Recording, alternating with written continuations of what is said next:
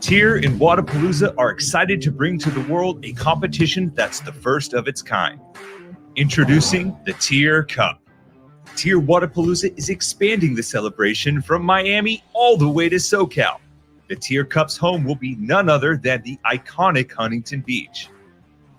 The TYR Cup is a 3-day head-to-head team matchup of athletes proudly repping their nationality and region, North America versus the world. Big teams means big prizes. In the inaugural year, the winning team will take home a whopping $160K, with the runners-up receiving $40K and a $10K cash prize for the single MVP of the weekend, propelling their team to victory.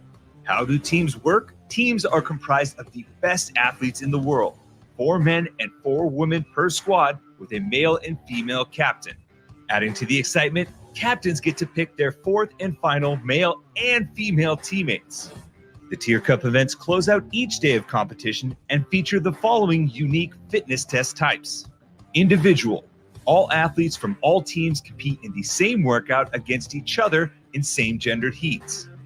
All hands. This test finds all 8 athletes working together in some form or fashion, whether relay style at the same time or in a team-style metcon. Spotlight. Teams nominate 1 male and 1 female based on specific skill sets, including a strength test, a gymnastics test, and a monostructural test. Miami team. 3 guys and 3 girls perform separate workouts each, with 1 male and 1 female sitting out. CrossFit Games team. This brings together teams of 2 men and 2 women with 2 different workouts. Captains. This event has team captains take the stage and will make up the final event of the weekend. Teams will strategize to put their best athletes on the floor, depending on the event and their strengths, to represent their squad. Teams gain a point per event win, with the team with the most event victories at the end of the weekend taking home the hardware. Who will be the inaugural TYR Cup champions? Find out for yourself. Huntington Beach, September 20th through the 22nd. Be there. Find out for yourself. Well, we're going to find out now who the next athlete being announced is. This athlete is a male. One of the longest standing CrossFit athletes, most successful throughout the years. And according to JR Howe, the best physique in CrossFit.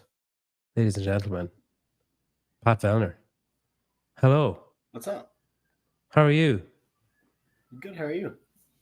I'm all right. Congratulations on being selected for this crazy, Thanks. Crazy 3 days. Anyone who wants it's actually to, gonna be very cool. I'm excited for it. anyone who wants to, there's a little QR code above Pat's head there in the top corner. You can scan that and get tickets. And I also have a community ticket to give away. So if you want to enter, they've got like 20 divisions, 21 if you include Pat's division, the elites, the TYR Cup. But you've got 20 divisions. So I'm going to read these because I'll forget. You've got individual, team of 3, masters team of 3. The final wave of registrations is open now. But if you don't want to pay for a ticket, if you're tight, if you're cheap, you can win a ticket. So what we're going to do is Pat is going to pick a comment in the live chat at the end of the show, and that person is going to win entry for whatever division you want. Obviously, if you're a male, you have to do the male division and so on. But whatever division you want the ticket for, you can have it, and we can get it anywhere. So if you want to enter, just put winner at the start of whatever your comment is, and then Pat will go back, and wherever he sees the word winner, he'll just pick a person. No pressure, Pat. So this is 20th to the 22nd of September in Huntington Beach, which is in like America, I guess. California. Yeah. You were only there recently for semifinals, California, right? Yeah, not far from Huntington Beach either, actually. We were our semi was pretty close there. Are you sick? No, I'm just a bit You got a head congested. cold? Whenever I swim in the lake, I get usually pretty congested for a day or so after. Oh, did that So ramp up last night. suddenly in the last like 8 days after that run swim event, or did you see that coming? I feel like we usually always do a bunch of open water swimming before the games anyway, but I'm usually doing open water at least once a week. And then, yeah, I swam last night at like 8 p.m. So woke up middle of the night with a very congested sinuses. And so I've been trying to manage it today. It's not the best feeling, but I get through it. You're not supposed to breathe when you're underwater. I think I was given that tip when I was younger. Not through your nose, just through your mouth. Yeah. So this Socal thing, the TYR Wodapalooza Socal is so you're like the king of Wodapalooza. That's what I have you pegged as from the last, like from Miami, from the whole, just the history of Miami. You're always thereabouts. You're always either on the podium, on top of the podium, heading that direction anyway. With this, you did the Invitational back in the day, right? You did the I did classic CrossFit. twice. Yeah, and this is about as close as you can get to that, right? Is that fair? Similar idea. Anyway, it's kind of like I'd say it's kind of like the Ryder Cup in golf. That's what it's sort of like. That's good. It's closer to that than what the Invitational was, because my understanding of it is that each event, there's all the different styles of events, but it's all head to heads. Like you only win 1 point for winning the matchup. So, if there's 12 workouts that we're doing over the course of the weekend, or there would be an odd number, I guess, because the team has to win. So let's say it's 11 events. Every time you go head to head, you win 1 point for your team, and maybe you're in that event, maybe not, depending on what the team decides to do. And you're just trying to beat the other team in their head to head matchups every time you go, and then you accumulate points for your team. So that's kind of how the Ryder Cup play works. So if you watch golf, that'd be the most similar scoring to what we're going to do. But it's very cool. I think it makes it fun. Like you're not always going to be on the field, and you kind of get to pick your best players for whatever comes up and take advantage of people's strengths. And so it's I feel like there may be scenarios where people are taking one for the team as well, where like there's a workout where everyone's like, I don't fancy this one, and then I feel like someone like you is going to be like, okay, I'll step into the breach. Yeah, maybe we'll see. I hope I can play the seniority card a little bit and be like, nah, this one's not. Yeah, just like rub your knee or something, or your hip or something. Yeah. Is there a particular type? So you've done the invitation, and you're on a team at the games. You've done individual. You've done teams of 3 at Wodapalooza. You've obviously done like a glittering individual career. Is there one of those categories that you think, oh, I really want to do that? Like, so they've got the 3 male, like you'll be doing that at some point. You've also got like the whole team working together. You've got the CrossFit Games team. You've got individual. Is there one that you're like, oh yeah, that's the one I'd be most excited about doing, or curious even about doing? I think I like the male-female pairs, like 2 men, 2 women, like what the games teams are like. I think it's kind of easy to manage. And like I've done the team of 3 thing with Jeff and Brent, and I've done it once before as well, actually, with Paul Tremblay and Albert Dominic LaRouche, which is a throwback if anybody's been a fan for that long. But they're fun. Those ones are really fun events. The programming usually is pretty cool for those ones. So I don't know. I think that the full team stuff will be cool to see how like the whole team plays together.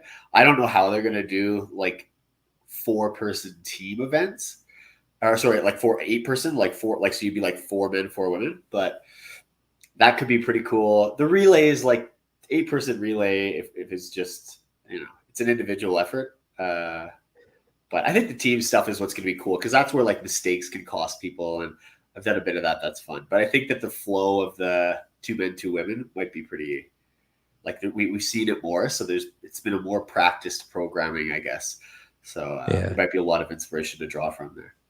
There's two things that I've heard regularly. One is that, it's grid. That's the thing that I've heard since this has been announced, like the idea has been announced. That's the one thing I've heard. And the other thing I've heard is, it's a showcase. It's like let's just go have some fun. Who cares? Then you see the prize money and you're like, all right, this is not really a showcase if there's that much money on the line. I mean, people are going to be like, whatever, Tia, yeah, you go and do your thing and we're just going to take it easy back here. And then when you have that kind of format, like you mentioned, the Ryder Cup kind of thing, kind of removes that grid thing from it. When you have all these different separate types of matchups in the classic, well, I haven't seen the programming, but you'd assume the classic CrossFit way. So I think it kind of allays any fears that people could have about either turning up to watch a competition where it's just like a victory lap and people waving to the crowd or whatever, or else turning up and it's just like a bizarre, no offense, grid. Well, I think there's a few cool things that it does. And one thing is that depending on where people are with their training, like if you're post games and some people decide to take a little more time off, you don't have to be prepared to do 11 events. Like you can, depending on even what, like if we show up and Jeff's just like, hey guys, I just took a full, 45 days off. I trained for a week before this. I'm only going to do 2. Like I'm going to do the full team events and then maybe I'll do one other one, but like I'm probably only good for 3. It's like, all right, cool. So you can manage your players the way you want to for your team based on whatever people tell you. But the people that are going, like nobody's going to not going to half try when they're on the floor. Like everybody who's there, once it starts and it's going, everybody's going to try with everything that they have for what they brought there. But yeah, the training leading up to it might look different person to person. But yeah, I mean, there's enough on the line that people are definitely going to try. Yeah. But I think it's cool because it means like, yeah, if you're nursing something after the games and you're like, hey, you know what? Oh, this workout's got heavy overhead. Like I'm out. It's not worth it for me to do that. Like the athletes can kind of manage themselves a little bit. And there's some strategy in it too. Like you don't want to, if you have some superstar players that you're like, this is a good utility athlete, you don't want to overuse them either because you want to, maybe there's something that comes up where you really want them. And it's like, if the other team's going to put TA in for everything, say it's like, cool. Like maybe you sacrifice a point early on and be like, cool, we'll just go out there and just like, don't try. Let Tia try really hard, and then you try at 80%, just enough so that she has to keep trying really hard, and then we're going to win the next point because she's going to be tired. And there's like, you can actually play a little bit of strategy when there's matchups like that. Like maybe you decide there's a 1 rep max, and we just know the other team is going to beat you on that. So maybe you don't send out your best lifter and you save them for something else so that you can rest players and stuff. I don't know. There's a lot of different ways to look at it. So it's I think it's going to be fun. It adds a little creativity to not just the programming side, but like the captain side, like the athlete management side. And I just like that it's a different format. Like it's a different look. Yeah. Not that competitions can get boring, but like we're used to seeing a lot of the same things. And I think there's something really cool to just novelty and seeing something new and being like, oh, this is a new format I haven't seen before. The workouts will still make sense like we're used to seeing it, but the way that the whole thing is scored and the competition takes shape is different. So I think it's fun for athletes to do, and I hope it's as fun for spectators to watch as well. Yeah, and there's a ton of divisions as well if people want to get involved. The teams, so far the North America team players or whatever. So we've got Ariel Lowen, Justin Medeiros, Daniel Brandon, Jeff, and you. So that's like 2 times game champ, current games champ, this year's game champ, maybe with you. Danielle, like perennial top 10. Ariel's like 3rd fittest this year. On the other side then, so far, I think we've only had 3 on the other side. So we have Lazar Jukic, again, like regular top 10. Sarah Kea, like fittest in Asia, like all the time. And then some Australian chick, Tia. So that's like the rest of world so far. So I think there's actually 2. So Savan is going to announce someone on Wednesday, and he's going to announce someone else on Friday. And then back here on Monday is the final 2. So there's going to be 2 rest of world people announced on Savan Wednesday and Friday. And then here on Monday, there's going to be a double of the last 2 athletes, one from North America and one from, I nearly said who one of them was there, one from rest of world on Monday. So when you look at the North America team, Ariel, Justin, Brandon, Jeff, and you, what is it you think you bring? Like, obviously you guys are all crazy fit, you're all really strong, you're all like fantastic, like decorated athletes. What is it you think you bring that maybe the others don't have to the team? I don't know, youthful exuberance, you know? Yeah. No? Well, yeah, when you look at that list, you certainly stand out as the youngest, the newest chick. I don't think I bring anything exceptional, to be honest. I think I'm just like I don't have a lot of problems. I think I'm not going to cause the team a lot of problems, but I'm just probably the guy that's going to fill in gaps where you're like, hey, whenever you need someone to soak up reps, I'm pretty good at doing whatever we need to do. But I don't think I have some of the standout skills that, say, Justin or Jeff or Danielle or them have. I think Ariel's probably a similar profile to me, where it's like it's just CrossFit mixed modality reps that we have to do. I'm pretty good at doing whatever we need to do there. Or parenting. But knowing who's probably on the other team, you know, I think the men match up really fun. And then the women. Do you know both teams yet? No, but I would just guess. So it'll be interesting. Like, I don't think I'm not going to win a machines race. I'm not going to win a handstand walk or I can climb ropes pretty good. Maybe if there's a lot of legless rope climbs, I could do those. But I don't know. I'm just like, I'm not going to screw it up very often. So I'm a good utility player. So, and I don't know. I'm probably a guy that you could send in there 10 times and I'll perform just as well. I've got durability, but I'm hoping I can play a little bit of seniority and not have to do all the work on the worst things. Right? Maybe let somebody else take on. If there's a shitty echo bike or something like that, I don't have to be the guy that gets on it. I feel like you may be underplaying your skill set somewhat to describe yourself as durable, like utility. Well, so here, Peter, if you had to pick something that I was like the best at, what would it be? Oh, I would say.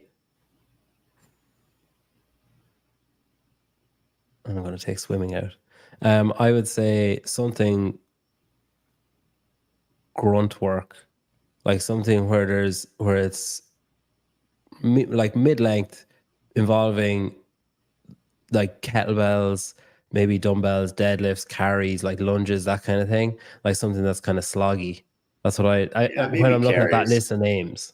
Yeah, when I'm looking at that list of names, I do pretty good on objects. So I mean, other stuff like I've done some team things before. So if we've got to do some worm things like that, I might be good to help direct the team in that respect. Because I don't know. Are you happy? Are you happy with the idea that there's going to be a worm, or is that like, oh god, I fucking hated that thing? I think it's fun. They're like they're pretty. They suck. Like they're not the. But I mean, it's like sandbag work, right? But it's a sandbag work that you have to do in synchro with somebody else, and if you don't, it like yanks you around. So yeah, I think they're fun. They're fun because when they fall apart bad, and then like the panic rises really quick. So I think they're always entertaining for the fans to watch. So I might be okay with that stuff. I've got some experience on it, but yeah, like I'm just I do grunt worky stuff well. Like I can kind of slog it out, but I'm not like, generally speaking, I would say that's not the style of team.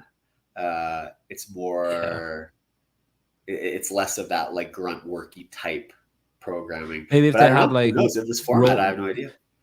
Like the rope climb, what was that rope climb sprint workout from? Remember, like it was years ago when they did it at semi-finals. Was it last year?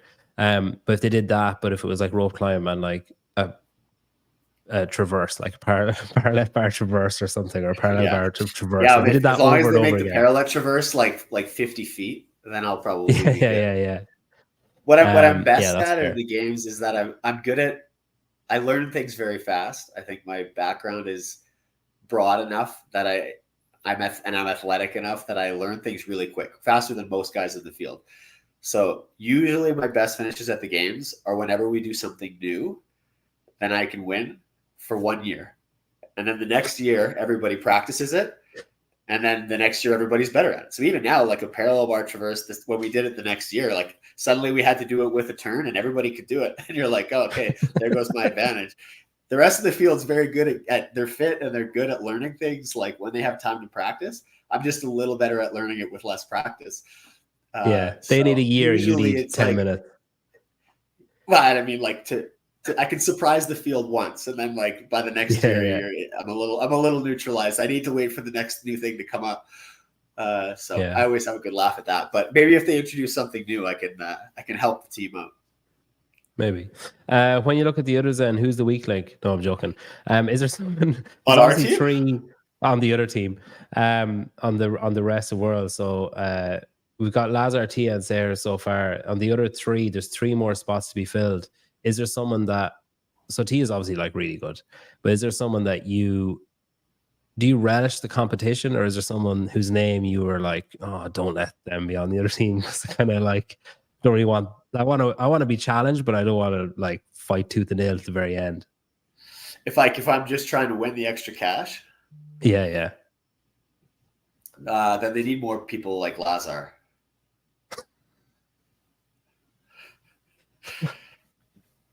No, I'm kidding. Is there anyone that you wouldn't want to see? Like, is there anyone rest of world, like outside of North America, who you're like, all right, they do damage. If they can not be asked, that would be great. I don't know. I'm pretty confident in our squad. For like men or women or bar either. Either. I feel like I know the women's field a little bit less. Well, I would say I think Gabby and Laura train together a lot. So seeing that they've announced 2 women means that there's only 1 female spot left for the picks before the captain's pick.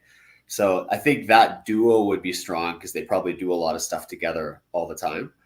So if they're not both on the team, then I think that helps us a little bit. Yeah. And for the men, I don't know. I mean, I think Roman's probably a good pick if they count him as Europe, and he'll be like really helpful for machine work. And then probably Ricky is the other obvious one, and he's good at pretty much everything. So those guys will be strong. But I think if we win, I think it's because we win because our women are better, not because our men are better necessarily. Again, just always downplaying. You did semifinals in California where the tier Wodapalooza Socal will be. What was your lead up like to that? Because obviously there's quite a lot of nostalgia there going back to Carson and stuff, and it was like, a lot of history there. But then you also had, like, just from following on Instagram, you moved, or you're in the process of moving home. You were like packing up your old gym and all that stuff. You had another child. There's a lot of upheaval. Like, is that the most stressful prep you've had for a competition? Probably. That's the most I've had going on, probably. It was busy because we were selling our house. So we were leading up to semifinals. We were prepping the house for sale. And then we listed it and showed the house while we were at semifinals. And got an offer on the house while we were at semis. And then when we got home, we finalized packing everything up, had a container, and moved like the next week. And moved back out east to where my wife is from. So even since then, like, we've been living at my wife's parents' place, and our house is still being built. It's not going to be done till probably late October. So it's just, we're kind of been living out of boxes for the last 2 months. And we'll continue. What age is Ethan, isn't it? What age is Ethan? 5 months now. 5 months a few days ago. So right, it's been busy. Like, he's tough. Leading up to semis, actually, the week before, our whole family got super sick.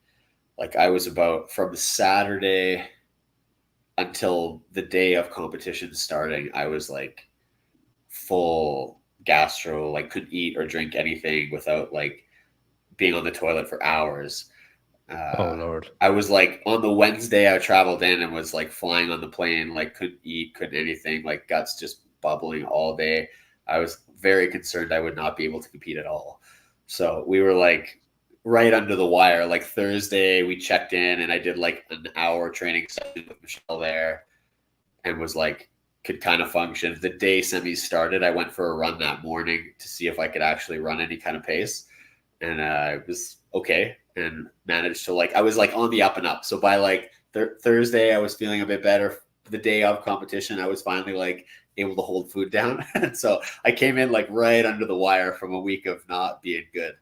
So the week before, things were pretty bad. And then, goals just changed a little bit. I feel like I went into the competition a week before. I was like figuring out what I could do to win. And then by the time the competition came, I was like, Jesus, how do I just qualify and then get on to the next step? So after that, then it was like, things went pretty smooth after that. Competition ended well enough.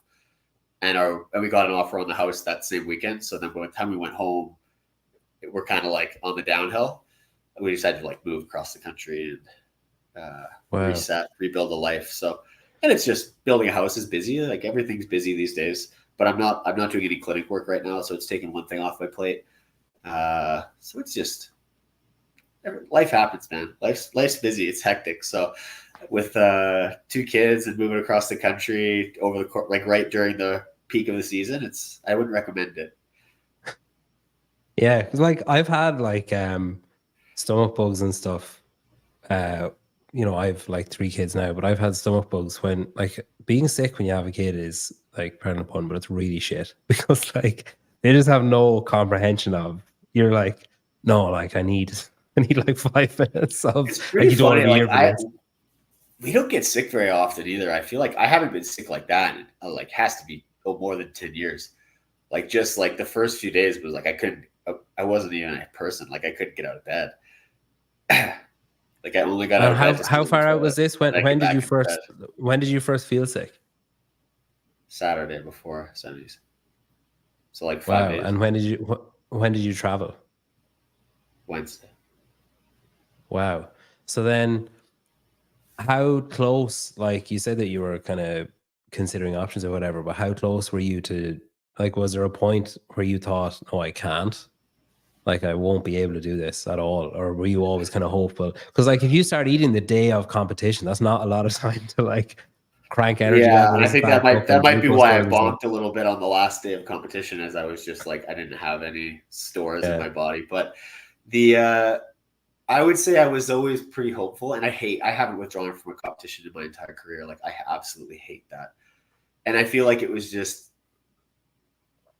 like Tuesday where I was like, if this doesn't start feeling better, like once you travel, it's like the hotels and the flights are booked and everything. Like there's not any time to cancel anymore. Like once I'm on the plane, I'm like, what's this going to feel like? If it doesn't get better than this, especially because that first workout was just like kind of a long, grindy one.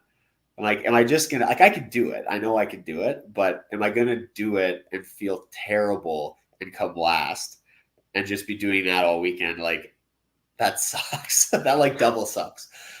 Like, and I was, on like Wednesday, Thursday, I was kind of like considering if I should prepare for the chance that I might shit my pants while I'm running. And I was like, You've done that before, though. You've done that before, haven't you? Didn't you shit your pants once? No. Or you came close. I remember hearing a soundbite from you. Yeah, 21. Yeah. But yeah, it was like bad enough. It was bad enough that I was just like, like every 10 minutes I had to be like on the toilet, and it was just crazy. Even that if day? I eat anything. By Wednesday, yeah. If I didn't eat anything, it wouldn't. But as soon as I put something in my body, it would be like getting out immediately. So I was like it was bad enough that I was just like, what is this going to look like? Do I take the floor in the heat and just like punish myself for absolutely no gain? Or, am I going to make it like just in time? And that was sort of where we ended up, which is good. I would rather that. I don't know if you follow soccer at all, but there's a guy, he's retired now. He's like a presenter, Gary Lineker. He used to play for England and like Tottenham and Barcelona and a few other teams. But there's a famous clip, like you could have lived on forever if you actually did shit yourself. There's a famous clip of him at, I think it's like the 84 World Cup maybe or something, where he shits his pants on the field of play. And like he's like sitting on the ground and does like a dog with worms, like on the carpet, like drags himself on the grass to clean himself off and just carries on the game. It's like it's a viral clip for the last like 20 years or whatever. Yeah, you could have gone down in history. It would have been probably not worth it. Just But pulled down one of the chairs in the soccer stadium. Just took a seat on it. Yeah, there's plenty of seats to sit in fairness. It would have taken too much time, is the thing. If you was there a point then during the weekend? So were you kind of obviously like, I guess, running on fumes a bit? And I suppose just the what would you call it? Like the muscle memory, the confidence or whatever that you built up over the years of like, all right, even at my worst, I can still complete this. I can still get through it, whatever. Was there a point during the weekend where you were like, okay, I'm okay. Like I've done enough, or I will be able to do enough to get through this and to qualify? I think after Saturday, I felt better. Like I had a really good Saturday. I came second in both workouts, like overperformed what I did in training. And I was like, oh, I think I'm through it. And then by Sunday, I was like, I was more tired than I thought I would be. So I think that it might have been that kind of like, you just don't have the stores built up because you haven't been feeding yourself properly for the last while. So I think that might have hit me a little bit on Sunday. So the Sunday was harder than I expected it to be, but the early stages, because we only did one event on Friday and then we had two on Saturday, like they were relatively easier days. I think that played to my advantage a lot. Like had I had to do multiple events on Friday, it probably would have been really challenging for me. But because I was able to put like one effort in and then just like start feeding myself and getting myself back together for the next day. And then the events were quite far apart on Saturday and they weren't very long. Like I was able to rally enough. And then the tight turnarounds on Sunday, I just like, I didn't feel quite like myself. But at that point, you're kind of like, yeah, what do I like? I was okay at that point. So it was, you know, it sucks because you sort of fall out of the hunt for the podium. But I was lucky a little bit in the way that the weekend was, because I think it actually helped me weather the storm a little more than like a very aggressive start would have. Do you think would you always have gotten through that? Like, say, if you went back, that happened like 6 years ago, or you know what I mean? Like, is that an experience thing, a maturity thing that you're like able to assess the whole weekend? I don't know. I think you just like, I don't know, it's lame. You just try your best. Like when you're gonna feel, you have to go by feel a little bit all the time. Like you're not like, not every workout you're checking paces and checking splits and things like that. Like you have to pay attention to what your body's doing. And like you see it all the time, people who are just unwell for one reason or another, they have to slow down, right? And I think you just have to do your best with what you have, and then hopefully it puts you where you need to be at the end. And maybe it doesn't, but I don't think I ever would. Like I said, I hate withdrawing. Like I don't really look at that as an option most of the time. So I probably would have just tried and then see where trying gets you. And hopefully it gets you close to the target. But I think I got pretty lucky. I would say this time around, if that had hit me like a day later, like if I had shifted that illness 1 or 2 days, I wouldn't have been able to compete. But at least not, I wouldn't have been able to qualify. So is it the only reason that you would withdraw then would be on inability to complete something? So like an injury that would stop you from competing, like stop you from being able to complete movements or whatever, or if you're physically unwell enough prior to an event to not be able to do it. Like if you were doing, say, Friday didn't go great, Saturday didn't go great, you're sitting in like 23rd, is like go ahead into Sunday, is there part of you to be like, all right, fuck this, like I'm out? So I wouldn't. I understand people that do. I don't in any way want to glorify like not withdrawing or whatever, like just being a hardo. But I think there's a lot of opportunity in our sport. Like let's say the semifinals weekend is a good example. Like by Sunday, by the last day, that was the halfway point of the weekend. Like if you could put together a really solid Sunday, that's huge. And whatever you're in competitions that have cuts or various things like that, like one day, one event can make a big difference. So I'm also someone who has had big comebacks and things like that. And like, truly it's not over till it's over. Like you can do awesome things. And even in our sport, like having one really awesome home run finish is awesome. And it's good for visibility and sponsors and your reputation and all these things. So like trying to keep some level of confidence is good. Like injury is a tough one. I just I think that if you're in a bad spot, if you're in a bad place going into the last day, and maybe you make an injury a little bit worse by staying in it, and you're not really gonna improve it, you're just gonna put 3 more workouts of volume on your body. Like, I think it's sometimes the smart move to just back out. Personally, I don't really do that. I see my commitments through, I guess, but it's served me well in my career. I've had some opportunities to withdraw over the course of my career with injuries sustained in competition, and I have refused. And every time I have refused, I finished the competition on the podium. Like, I just think I think based on personal experience, maybe I have like a little bit of a clouded vision around that type of thing. But I don't know. I think that there is reason to withdraw. It's not saying like never do it. It's just, I think that sometimes you can do more than you think. And I don't want to say it's the coward's way out, but I like to see where I can go with it, I don't want to say it's a coward's way out, but I'm not a coward. With the moving then, has it been hard to like adjust with that? Because obviously you had a routine at home, you had your gym at the house. I assume you don't have that at your in-laws' house. You had local CrossFit gym or gyms that you trusted, that you knew the timetables of, etc. Blah blah blah. Like, has that been a big adjustment, or had you all that kind of set up before you left so that it was just more like a seamless transition? It's been pretty easy. Like, it's where my wife grew up. We've been there lots. There's a nice gym right close to where we live, and there's a really nice big one in Ottawa as well that I go to and train with Paul Tremblay and do some things. I have some training partners there that I can work out with. So that's been easy. And frankly, the weather there was like hotter and more humid, is probably better for training anyways. I'm not there anymore. We went out kind of partially back west to visit my family for a little bit and go to a wedding. And, it's hot here right now too. It's like 33, 35 degrees.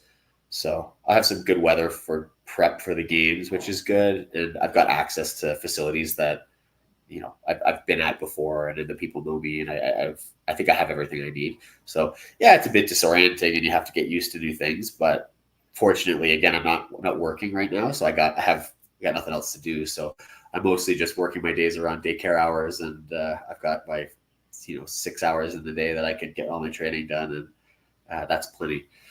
So it's been not too bad. It's like there's lots of things to do, decisions to make about the house build and things like that, but it's just normal life stuff. Like, I think if I'm half-ass organized, I can get through most days without struggling too bad. I find that those daycare hours are like an anomaly in time where they go fast. Like, it doesn't make sense how quickly that period of time goes. You drop your kid off and then you come back and you're like, fuck, how is it an hour already? I'd like literally just drop them off, and then you do something else. You're like, fuck, I'm collecting them in 20 minutes. Yeah, it's a time vortex. So it's been good. I mean, the other thing that we have gained with our move is we live right with Michelle's parents now, and so we have some extra help around when we need it too. So like, her sisters are there. We've got some more help that we never had living on an island. So there's some bonus to that as well, right? I heard that if you go to weddings and stuff, that you'll never win the games. That you only win the games by refusing invites to places and like not going, doing social activities and cutting people off and all this kind of stuff. Are you like the antidote to that opinion then, to that like belief? I guess so. The less friends, the better odds that you win, right? The less friends you have. Fuck, I could win the games. Just you know what? The alternative to that view is that you could cut everybody off and still not win the games. And what a life that would be. So like, sports, nothing is guaranteed. I could cut everybody off, train in a dungeon for 5 years, and then hurt my foot the day before the games. So like, you got to live your life. It's just the way it works, right? I would rather continue to live and have my family and see my friends and do other things, because there's life after CrossFit, and and there's life during CrossFit. I'm not just like at the games every second of the year, right? Like, I think you have to shift your focus a little bit. So it's fine. I didn't go to the wedding and black out or anything, but crushed a couple of I've heard many reports to the contrary of that. With Ethan and Owen, then, how are they getting along? How's Owen adjusting to having a little buddy? He's been pretty good. He says the right things. He squeezes them pretty hard sometimes. Gives him a good head bonk. But it's funny. We're here at my parents' place now. They live on a lake, and my brother's kids are here as well, popping in and out. And he has a cousin that's about his age, and they've been getting into it. So they, I don't know. They have very different styles of play, and I feel like there's a toddler fight that breaks out a few times a day. So we have that it's been interesting. Cousins too. And my but the new addition has been good. He's been all right. He's a bit destabilized just because since he's been born, we've moved like 3 times, and we're traveling around too much, and so I feel like his sleeping and napping is not as good as it could be, but we get by. Yeah, our 2-year-old is fond of squeezing and poking our 8-week-old, but he's like, he does this thing, right? So he'll like poke him in the eye and like in the actual eyeball, and we're like, no, you can't do that. And he's like, but I want to, and it's like, okay, but they're the urges you need to fight. Like that's not socially acceptable. They just want to see what happens, right? That's the thing. Yeah, it's like, can I make it pop? What'll happen if it pops? Another change then that's happened is so even with Michelle for years, like Michelle Latondon, now she has joined HWPO, which I guess makes you a HWPO athlete too. Has there been any changes? Has anything changed for you at all? Like, is Michelle still your point of contact? Is she still like your, say, hands-on one-on-one coach, or has there been any kind of change in that respect for you? Not really. Like, I still work directly with her, and I would say the biggest change is that she's busier now. So I think she's got some more things on her plate, and there's been some adjustment to that. But we also get access to some other cool resources. Like, some of the other members of the HWPO team are super knowledgeable and helpful. You go to semifinals, and all of a sudden you've got a whole media team that's taking photos for you and doing this and that. Like, there's some good perks that go along with it as well, right? So it's been good. I think she's been really enjoying the affiliate work, and I think it's a good fit for her right now. And fortunately for me, she's been willing to keep me on and keep doing work with me as well. So it's been really cool. I wouldn't say anything has changed on like a day-to-day level, which has been nice. So I think they're doing the .com programming like next week. I think for 3 weeks, HWPO. So I'm assuming that would be her with the affiliate. Was it this week? Okay. I thought it was this week. I might be wrong.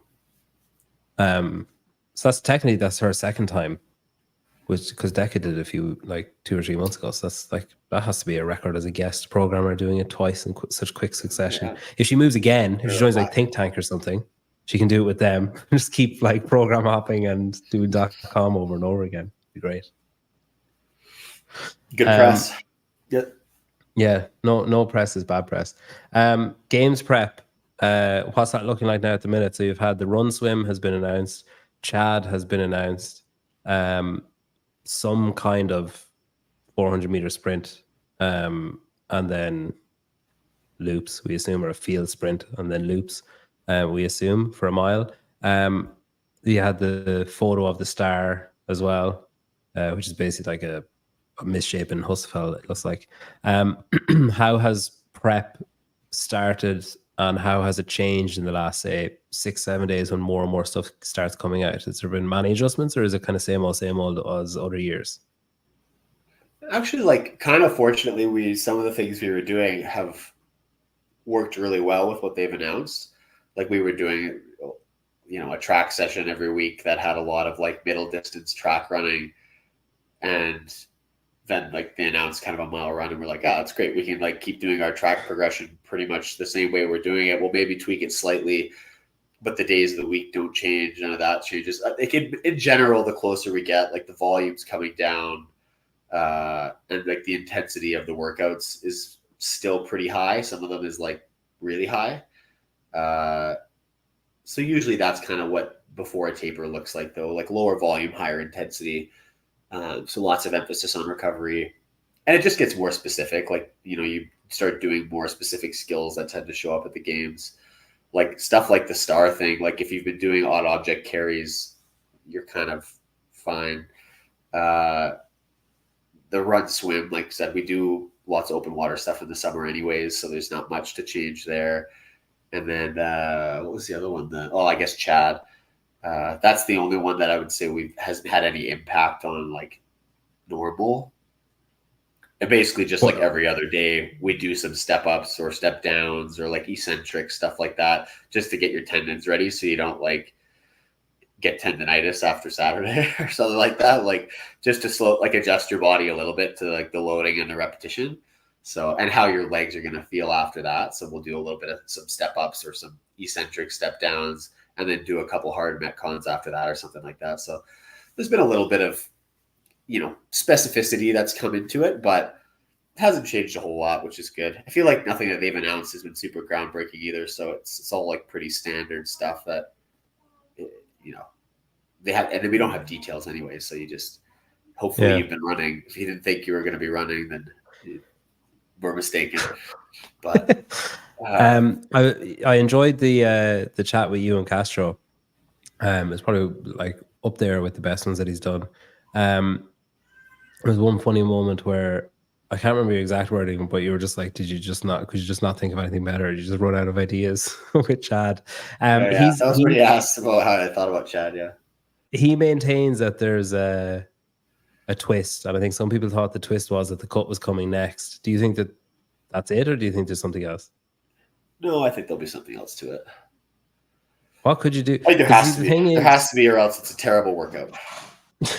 But the thing is, if you change, so like, if you add something in, it's not Chad. If you do, the only thing you can really do is like move the box, maybe, or like. Doesn't matter. You know what I mean? It's Chad plus. It's Chad plus. It's Chad with 2 Ds. It's like if the workouts are made up anyways. It doesn't matter. You can change something, and who cares?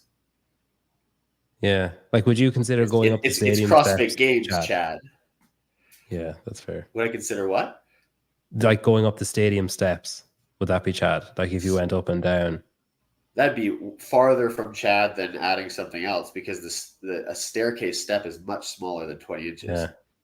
They're like 16 inches, so it would be way different. What do you think? I think the smartest thing they could do is make it Chad with step overs and make that the twist. Yeah, it makes life easier for sufferers of quarterfinals, I guess, and judges and stuff, doesn't it? No, it makes it fair. Like if anybody still thinks step ups are a good movement to judge, they absolutely have their head in the clouds. Because if one judge standing, we've got 80 athletes. Let's say my judge makes me kind of hold the lockout for a second, and it costs me 0.2 seconds per rep. How many seconds is that in 1,000 reps? 20? No. 200. 200. That's 3 minutes and 20 seconds.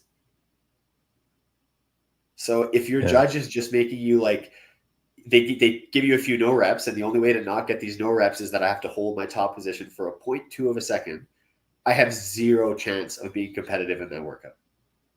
Yeah. I'm already 3.5 minutes behind my competitors, like that. Based on, and there's no way for you to normalize what the judges are doing side to side, except for by making it step overs, where it's an objective measurement. Did you step over the box, touch both feet on the top, and touch both feet on the other side? Yes or no?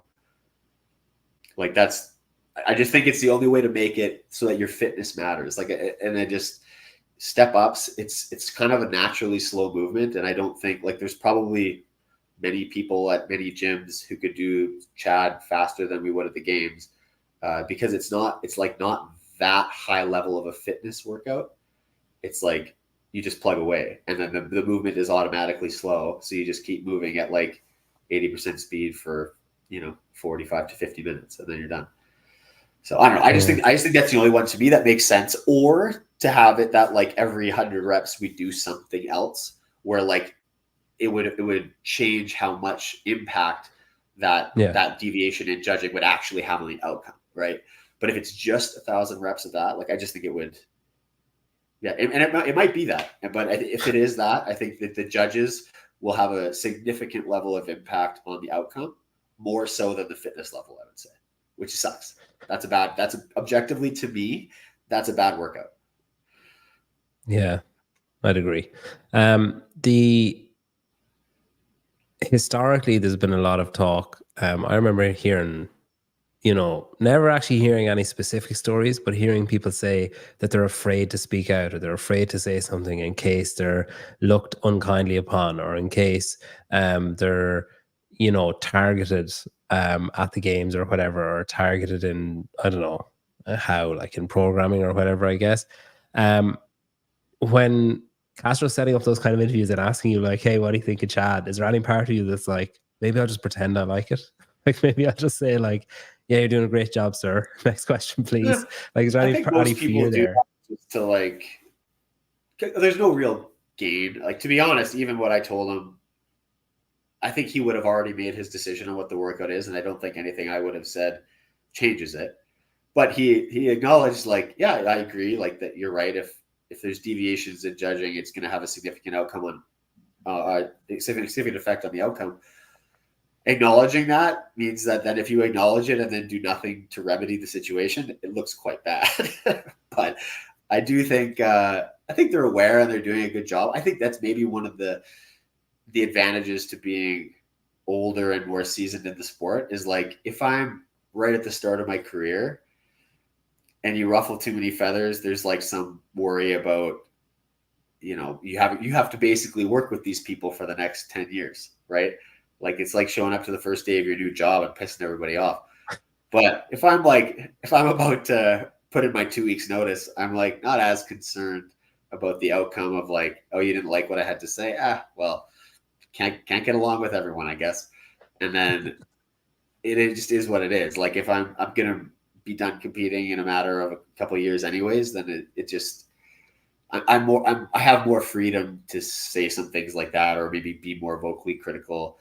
And I think at the end of the day, it's not like I feel as though I'm not saying anything that's like crazy offside or untrue. I think anybody can look at it and say, yeah, that is something that should be considered. And then hopefully it is. And I think that if it is, it would make the competition better.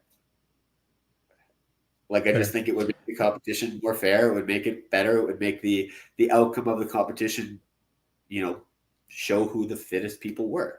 I think it removes errors, and I think everyone's interest is making the competition better or more fair. I don't think in any way that step overs advantage me more than step ups. I don't think that there's any, like, I think that it levels the playing field significantly for some of the taller athletes or people like that as well. Like, I think it could make the event a lot faster and more exciting and have higher risk in it. And I think that would actually make the event cooler. And then some people will say, but then it's not Chad. And you say, well, it's CrossFit Games Chad. It's challenging Chad. What they did at the games the one year? Well, this is friendly Fran. This is whatever today. It's a different thing. And it's fine because all the workouts are made up. So let's just like decide what we're trying to test, and then we'll do as good as we can with that. So I don't know. I think everybody wants it to be better. And I think sometimes being critical is a big part of that, right? If you never hear any level of criticism, things don't necessarily change, or blind spots stay blind. So I don't know. It's not malicious, and hopefully people don't just go, that guy's a complainer. But I think that sometimes you need to say something, because I had heard that. I haven't watched any of the interviews, but I had heard that mostly there was a lot of like non-answers from people. So. Yeah. I don't know. I don't know if I understand what you're saying about like that if I'm going to have to work with these people or whatever, but I don't buy that there'd actually be that sort of malice to be like, that's the fucking guy that said Chad was dumb. Like, I'm going to destroy him next year. I'm going to skew the certainly programming. Hope not, right? Yeah. I mean, it'd be pretty. It would be hard too. I think it would, for all the conspiracy theories that are out there, like, I think it would be hard to skew the programming in an entire, like, a competition like the CrossFit Games that's got 12, 13, 14 events.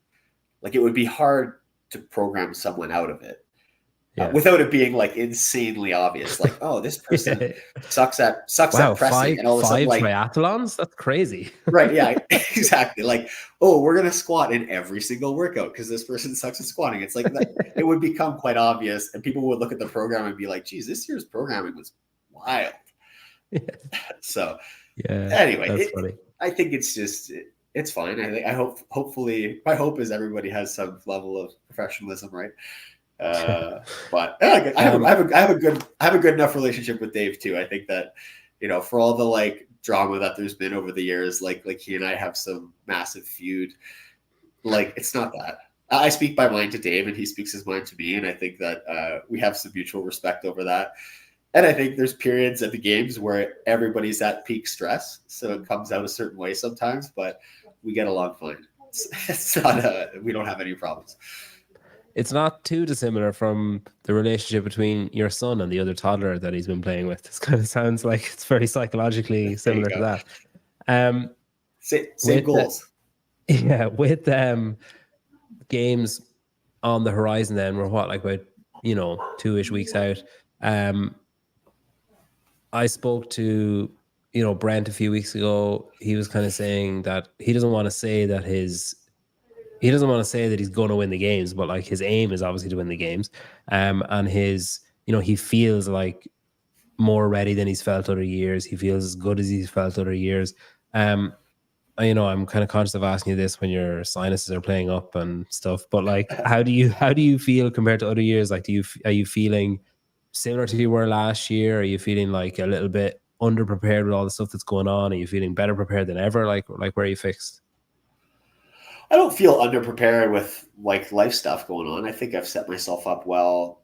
I think it's like, I feel pretty similar every year. And usually that means like this time of year or, the last week, things are really hard and your body actually doesn't feel good at all. And you kind of think you're really underprepared or you're shaping up for a tough year, but then you kind of taper and, bring your stress level down a little bit and all of a sudden everything's a little bit nicer.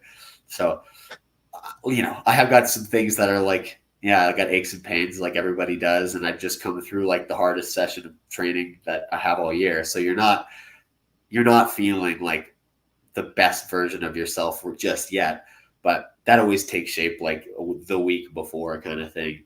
So, I think I'm good. I'm good at some stuff. I still feel super competitive. My semifinal was really good, except for basically one event. So I'm feeling pretty strong. I think I have as good a chance as anybody.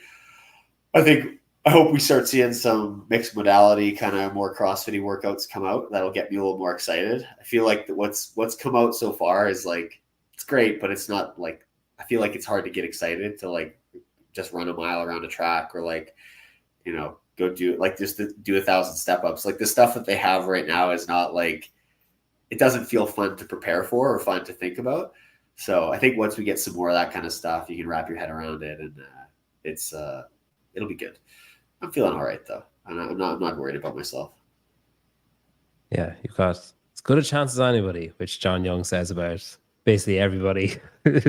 Well, anyone who's in any way in contention, the line is, he's got as good a chance as anybody. Okay, anybody. Well, the men's field is kind of the way it is right now, which is pretty fun. Yeah, it's crazy. We did so like I know you adore these things, but Barbell Spin does like a media poll of who like where we think people are going to finish during the year, and then obviously the Heat One app has like you can pick your top. I actually don't know what it is. I think it's 12, might be 10 on the male side. The female side, you do shot caller and stuff where you pick who's going to win different events. They're partnered with the games this year actually, but I did my media poll whatever like 2 weeks ago. And I remember sitting down clicking into it being like, all right, this is going to be a piece of piss. And then I saw like 5 names and I was like, fuck, like any of those could win it. And then I saw like 5 more and I was like, oh, fuck, any of those could win it either. Really, realistically, if something happens. And then I was like, as I was filling them in, filled in my 10 or whatever. And then I was like, looked at 11. And I was like, well, fuck, I can't leave him out. Who the fuck do I take out to put him in? And it just becomes like you take one out, put one in, and then you're like, oh, but that guy is surely going to be top 10. I need to put him back in. And it's the same on Heat 1 with the shot caller thing. You're like, well, that guy's going to do really well in that workout. And it's like, so that guy. I think it's when you get to this point in the season, it's just like anybody can do anything. And then there also might be people that just like surprise the fuck out of you and come out of nowhere and do something crazy too. Which there will, right? Like I think that's so exciting. I think we've kind of finally gotten to a level of sport where there's enough parity that it makes it exciting. Like you can't just show up anymore. Like people are too good. You have to show up and execute really well. You got to show up healthy. Like things have to go well. Like nobody's going to win on a bad weekend. Like you just won't. So I think that's really cool, and I think it's the sport's elevated to a point now where, you get that. Look at anybody that you would put in a top 10 list for the men's field for sure. I mean, I don't know the women's field as well because I obviously pay more attention to the guys I'm competing against. But like it's awesome. Like, and I think I look at that list of names and it's intimidating, right? You're like, oh man, this guy could definitely beat me at this kind of workout or this kind of whatever, and it's like. You finally get the workouts and you just have to fucking go for it, and nobody's going to lay down for you, right? Like, so I think it's fun. It's like in some ways it takes some pressure away, but it makes it cool. It makes it exciting. I hopefully fans feel the same way, because I think for us it's pretty cool to go in and like not know. I just feel like I don't know, like. Maybe I'm top 5 this year, maybe top 10. Hope maybe I podium again. Like, I don't know. But I can't take any events off, right? Like you have to really execute well. So it's going to be a cool year.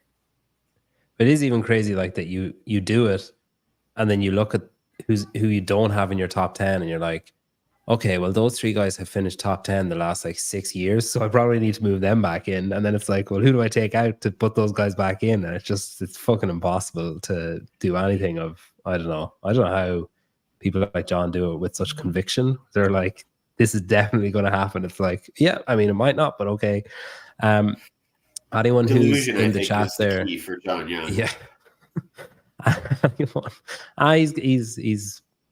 He's got some pretty decent track record, in fairness. Anyone who is in the chat, if you want, so I've got one community ticket to give away for the TYR Wodapalooza Socal. So you've got about 30 seconds to comment winner or win in the live chat, and you could win. There was a bunch free entry up higher, right? Yeah, I'm just reminding in case anyone missed it or wasn't here. So there's individual in like RX intermediate scale. There's team of 3, like female team of 3 male. There's masters team of 3. The final wave of registration is open now, so you can still buy tickets to register for it. Or if you want to buy a ticket to spectate, you can scan the QR code in the top right of the screen as well. Anyone who wants to enter, if you just comment winner or win, Pat's going to scroll up and down and he's going to pick somebody to win a free ticket to enter a team of 3 or an individual, if you're feeling that way inclined, I guess. So you can I don't know what way you want to do it. Just scroll up and down, I guess, and you can just pick whoever you want. There's 5 or 6 more there, and then there's a lot. I'm having a cruise here. So while he's doing that, Huntington Beach, September 20th to 22nd, 3 days. You got the elites for the TYR Cup, and you got all those divisions as well, similar to Wodapalooza in Miami, with the addition of the TYR Cup. Go for it, Pat. Who are you picking? All right, I'm gonna take. Hold on, I just lost it. Their Canadian tuxedos are grossly underrated. Jake Felton. Wow, that's early on, is it? Yeah, it is. It was at 12:05 p.m. Okay. That's clever. I wouldn't have actually thought of doing that. There you go. Jake Felton. Oh, and he's got a huge tight box. He's got a nice t-shirt. He's obviously done team competition before, so by the looks of that picture, if that's anything to go by, he's going to enter the male team of 3. Jake, if you DM me on Instagram, my username is on the screen there. We'll get you sorted with a ticket. Right, best of luck, Pat. Enjoy the last little run in before the games. We'll see you in Texas. It's going to be great, I'm sure. Congrats on just all your recent changes and making it through unscathed through the shit. Surviving another year. Final. Yeah. I saw somebody wish me a happy 30th birthday in the chat, which is nice. Oh yeah, that's not my 30th birthday, isn't it? It was your birthday about a month ago, though, wasn't it, or like a week ago? A week ago, yeah. A week ago. 34th birthday, though. So getting up there. Yeah, I'm 35. It's kind of weird. It's weird for me when I speak. Oh, Masters eligible. It's weird. It's weird for me when I speak to people like you who I've like watched compete at a sport, and then I find out I'm older than them. Kind of feels weird because I don't know. It's just odd. I always think of sports people as being like 28, no matter what age I am. Like if I'm 18, they're 28, whereas in reality they're 18 too.